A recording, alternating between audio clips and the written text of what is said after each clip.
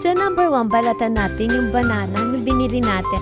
And then, ihiwain natin to sa gitna. Kita mo naman may yung mukha ko, ayoko magpatulong.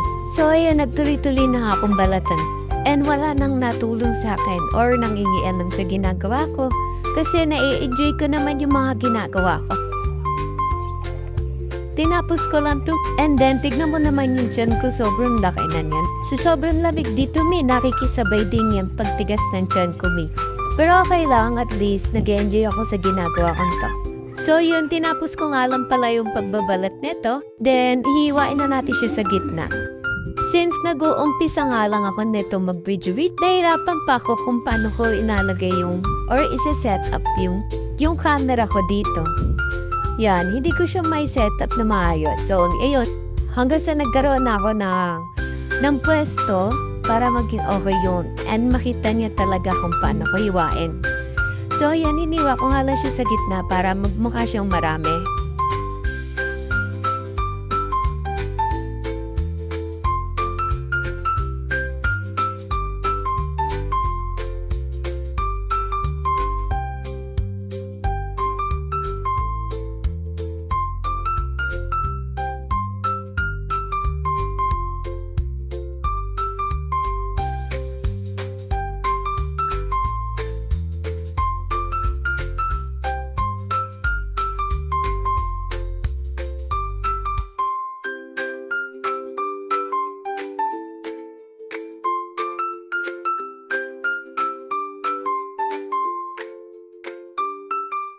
So, ayun na nga. Natapos na tayo maghiwa. Iset natin sa medium heat tong kalan natin.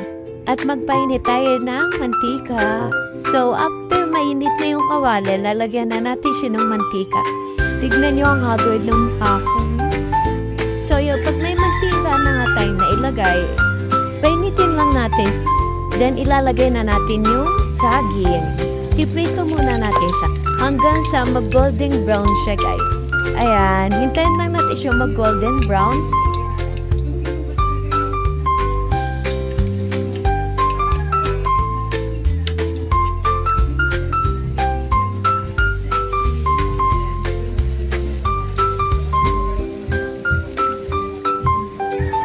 Sinet ko nga pala siya sa medium heat lang para hindi siya masunog.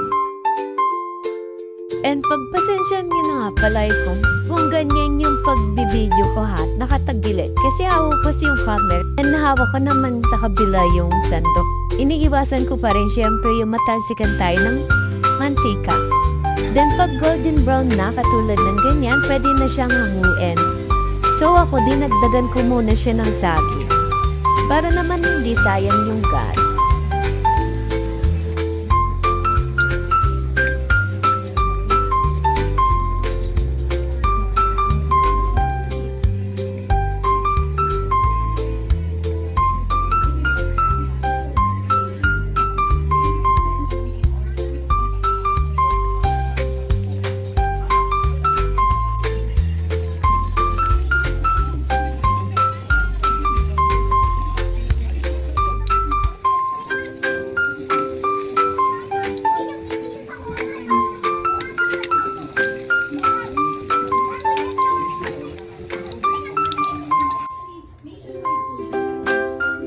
Then after nga pala natin siyang i-preheat, dagdagan na natin siya ng mantika.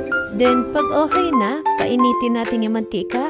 Habang nga pala pinapainit yung mantika, ilagay na natin itong ni-roll up natin sa asukal. So ayan, dyan na magiging ganap na banana to yan.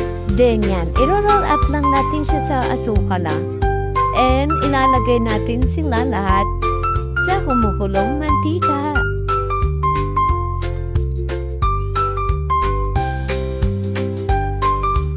So, hintay na lang natin siyang maluto. Yan. Ganyan dapat, guys.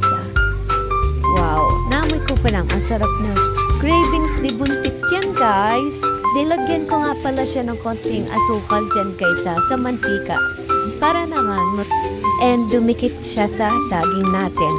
Pero kung ayaw mo naman yung matamis na matamis, is wag mo na siyang nalagyan. I-roll up mo na lang siya dito sa asukal. Tulad ng ginagawa ko.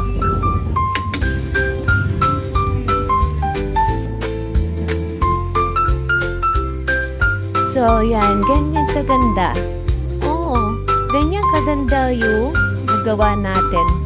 Na banana Q. O, diba? Teacher pala yan, guys. Ang sarap na. Oh my God. Kain tayo. Diba? Sobrang sarap yan, oh. Ano pang inaantay mo dyan, Ti? Magluto ka na rin. Sticky man time. So, yan, oh. Na-oily ng mukha ko, Ti. Pero okay lang kasi ang sarap naman ang kinakain ko. Craving satisfy na naman si Buntit.